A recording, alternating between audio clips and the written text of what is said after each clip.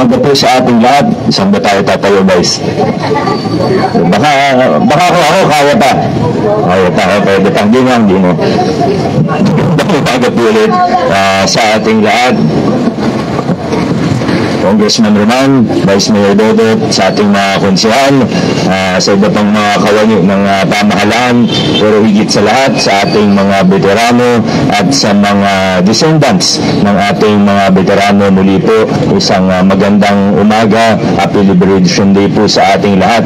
Gaya, dami na pong nagsalita, hindi ko na po siguro doon nahahabaan ang aking mensahe dahil ang naganda na po ng mga mensahe sa atin, pati ng mga kinatawan ng iba't ibang samahan po natin. Kaya hayaan nyo na lang po ako magpasalamat sa lahat ng grupo na kasama natin ngayon. Una sa ating Veterans Federation of the Philippines, Pasig, kina Mr. Amulong, maraming salamat. Lagi po silang present kahit pag Rizal Day, Bonifacio Day, at lahat pa po ng mga commemorations natin. Sa samahan ng Descendants of Hunters ROTC Guerrillas, kina Mr. Ingles, maraming salamat din po. Nung nagkaroon ng ideya si Congressman Roman Romulo na yung bagong multi-purpose natin sa Barangay Rosario ay pangalanan na Hunters ROTC Guerrillas Multi-Purpose.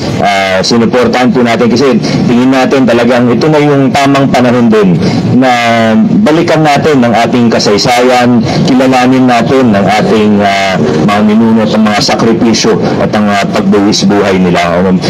Siyempre dito rin po ang mga Board of Trustees ng World War II veterans, si Mr. Esplana. Maraming salamat din po sa inyo. Ikilala po natin muli po ang kabayanihan ng iba't ibang grupo, iba't ibang tao, mga Pasilyenyo at iba pang mga Pilipino. At muli po, ito na po yung tamang panahon para balikan, kilalanin po natin ang mga ginawa nila para sa atin. Dahil gaya ng nabanggit ni Vice Mayor Dodot, sa ibang bahagi ng mundo, walang kasarinlan, sa ibang bahagi ng mundo, hanggang ngayon pinaglalaban pa nila ang kanilang mga karapatang pantao, ang kanilang kalayaan. Kaya kailangan bukod sa i-enjoy natin ito, ay kilalanin po natin. At yung mungkahi po na ilipat po ang ating bantayog sa lugar na mas kita at mas accessible. Ibig sabihin, ito, pagka gusto mong basahin kung ano yung nakasulat sa bantayog, kung gusto mong makilala yung mga tao, mga veterano po natin, magbubuhis buhay ka din. At kaya nga sila nakipaglaban para hindi na tayo magbuhis buhay. So ilipat po natin itong bantayog sa lugar na mas accessible po siya para sa ating lahat. At gaya ng pinaalala sa akin ni Councilor Pau kanina, yung ibang dahil siya rin po ay isang apo ng ating veterano. Hanggang sa OPC din, mayroon pong panukala na ilipat po siya kung saan po yung Carillon Dolls po natin sa kasalukuyan. Yung inalisan po ni Gat Andres Bonifacio, doon po natin siya ipoprosto. Kasi ito po ay talagang pwedeng lapitan, pwedeng basahin, sabay na rin natin pagandahin. So, kina Sir Patrick, yan ang sa Kato, yan po ang assignment natin. Sir Christian, sana within the next few months, makapagbigay na kayo ng magandang solusyon o ng magandang proposal kasama na yung program of work natin para sa paglilipat ng ating bantayog. Ang sabi naman po, hindi na natin kailangan ng approval sa mga national bodies kasi parang LGU lang naman po talaga ito. Pero sa susunod, siguro pwede na natin din i-apply sa mga national sa NHCP, etc. So, isa pang assignment natin sa Kato, pati na rin sa ating PIO, in coordination with the various groups, pati yung samahang pangkasaysayan ni na Sir Francis at ni na Sir Etoy. Kato, PIO, sana po sa susunod ng mga pagkakataon, lalo na po pag may mga araw na ganito, may mga paggunita po tayo, maganda naman po ito, talagang dapat natin gawin ito. Pati yung mga ibang araw ng kalayaan, araw ni Bonifacio, araw San Rizal. Dapat po talaga meron tayong event paggunita katulad nito, pero siguro higit pa rin para dumami pa ang nakakaalam, dumami pa ang matututo din mula sa kasaysayan para mas makilala pa natin ng mga veterano natin at iba pang mga event kaugnay po nito. Sana mas maging aggressive po tayo pati sa pag-share, sa pag-post, pati sa social media. Para hindi lang tayo yung nagkakasama-sama at kilala natin yung mga tao, mga events na ito, hindi pati yung mga kabataan natin na hindi naman sila gigising ng 7:30 o ngayon 8:30 AM para manood ng mga live natin na Facebook Live, o hindi naman sila pupunta na dito. Siguro nasa 100 lang po tayo dito, pero sa pamamagitan ng social media, ng Facebook at iba pang mga platforms ay malaman din nila, malaman din ng lahat. Kasi ako 34 years old po ako, pero sa totoo po, in the last 10 years ko lang nalaman ng mga bagay na ito. Nung bata ko, wala naman nagtuturo sa amin ito, o kung may turo, baka pag sa klase, baka hindi naman kami masyadong nakikinig, hindi tayo masyadong nakikinig, di ba? Aminin natin. Pero sa pamamagitan ng social media, mas marami pa po. At napaka-importante, ito rin naman yung punto ni Kong Roman kanina, mahalaga na meron tayong mga tinitingnan na bayani.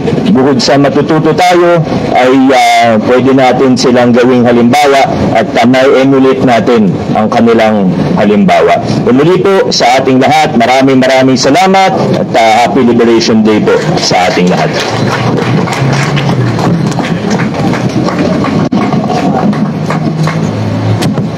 Maraming salamat po, Mayor Vico Soto. Tayo ang mga bayani ng makabagong panahon, ating alagaan at nanganin kung ano pa ang meron tayo ngayon, upang ang mga susunod sa atin ay matamasan ang kaginmayaan at matamasan. Sa pag-aalala natin sa ating mga bayani, ating isabuhay ang mga aral ng ating nila, upang tayo ay makasama at mas makatulog ang lalo sa ating pamumuno. Bilang pagtatapos, nais mo namin ipabatid ang taus-pusong pasasalamat sa lahat ng ating mga pinuno na iba't ibang tanggapan at departamento na nakibahagi sa ating paggunita. Maraming salamat po sa iba't ibang opisina na nakisa at pinuno upang ang programa ito ay maging successful. Maraming salamat po sa DILG, PNP, BFP, Barangay San Nicolas, Bantay Pasig, PTMO, PIO, Liangin, Arts and Program, at ang Cultural Affairs and Tourism Office.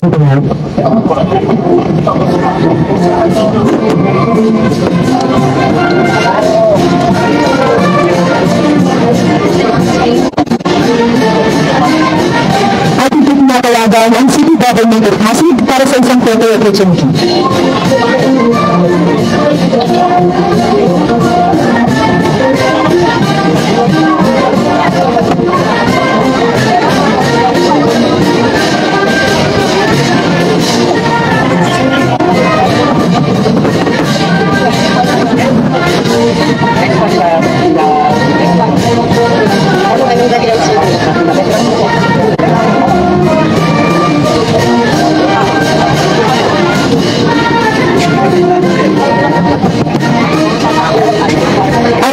Inaanyayahan ang Seminar ng Veterans Federation of the Philippines Pasig Chapter.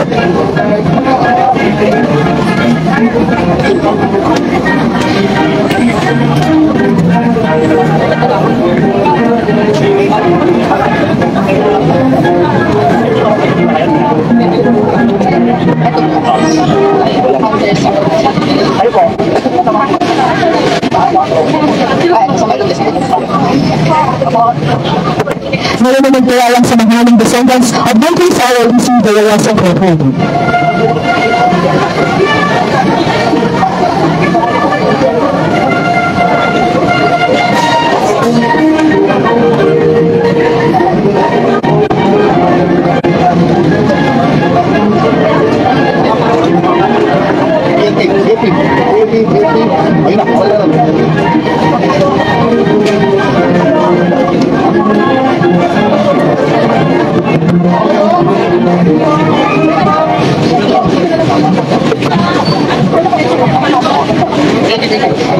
mo ay ang Pasig sa PIP at Bicol.